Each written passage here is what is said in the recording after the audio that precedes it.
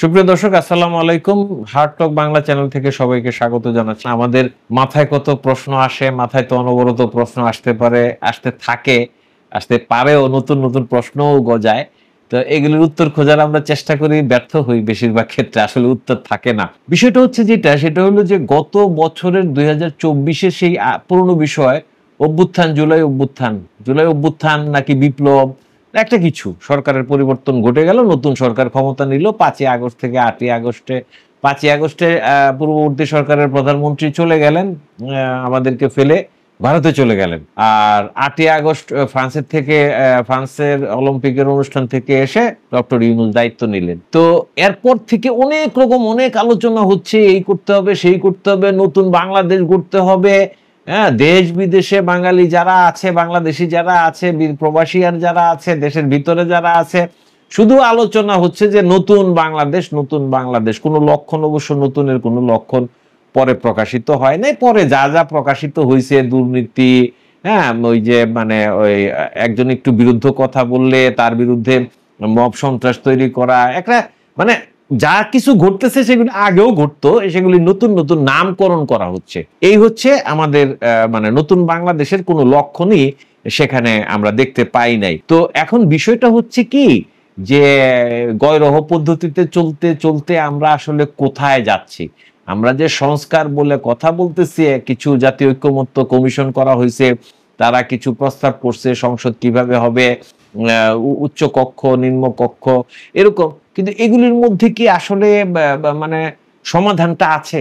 মূল সংস্কার আসলে মূল জায়গাটা কোথায়, মূল সমস্যাটা কোথায়, এগুলি কি আমরা চিহ্নিত করতে পেরেছি? আমরা কি এটা নিয়ে অনেক কথা বলেছি, আলোচনা করেছি? ব্রেন স্টর্মিং যেটাকে বলা হয় একটা ভাষায়, একটা এনজিওদের ভাষা, বা বিভিন্ন যারা কর্মী সহ ওয়ার্কশপ করেন তারা এই শব্দটার সাথে পরিচিত, যে ব্রেন স্টর্মিং, যে গুরুত্বপূর্ণ লোকরা বসে, যারা অভ্যুত্থানের সাথে জড়িত ছিলেন, সেই জুলাই যোদ্ধা, তারপরে সরকারের যারা আছেন, উপদেষ্টা যারা আছেন, যাদেরকে মনে করা হয় যে জাতির বিবেক, এই ধরনের তো কিছু লোক থাকেই। তো তারা কি একসাথে বসে ব্রেন স্টর্মিংটা করেছেন যে সংস্কারটা কোথায় দরকার, মূল সমস্যাটা কোথায়? তো একটা বিষয় আছে, একটা বিষয়ের মধ্যে এটাকে সীমাবদ্ধ করা যায় না, তবুও মৌলিক জায়গাটা কোথায়, সেটা হচ্ছে আমরা যেটা দেখে এসেছি, সেটা হলো যে আমরা মুখে গণতন্ত্রের কথা বলি এবং গণতন্ত্রকে মনে করি ভোটাধিকার, ভোট দিয়ে আমি কাউকে নির্বাচন করব,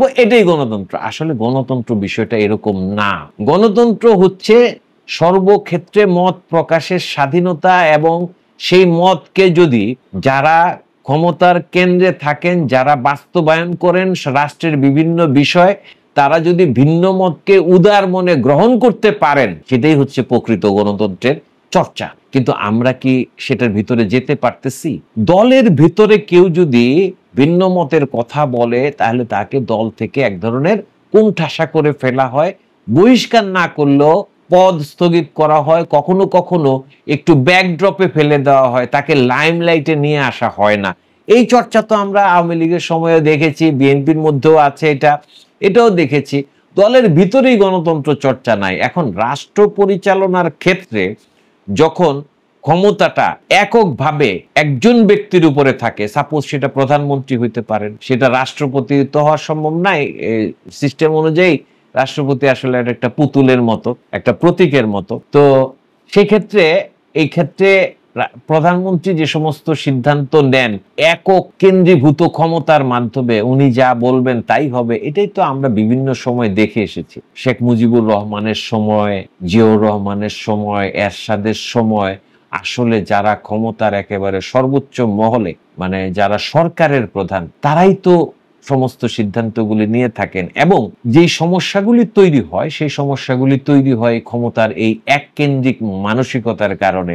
এখানে এই কেন্দ্রটাকে ছড়িয়ে দেওয়ার কোনো পদ্ধতি আমরা আজ পর্যন্ত আবিষ্কার করতে পারি নাই। এটাকে অনেকে মূল সমস্যা হিসেবে চিহ্নিত করেছেন, যে ক্ষমতা যেন এক জায়গায় কেন্দ্রীভূত হয়ে যাতে না যায়, সেই পদ্ধতিটাকে আবিষ্কার করা এবং সেই পদ্ধতিটা এনশিওর করা, সেটাই হচ্ছে জরুরি।